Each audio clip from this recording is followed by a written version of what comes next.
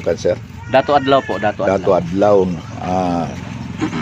Sa may yung katuyuan ni sir na niamang kamo diri sa lugar diri sa siyudad ng Surigao. Katuyuan? Oo. Ancestralan man eh. Oh. Oo. Kaming tribo ang rightful owner sa ancestralan.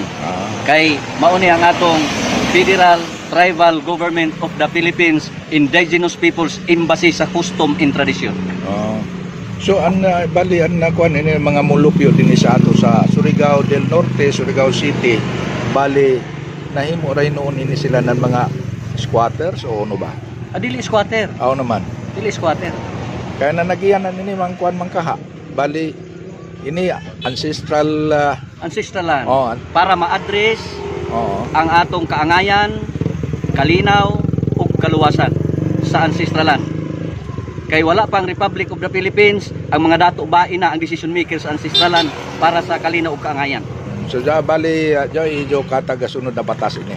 Yes, batas sa Dios.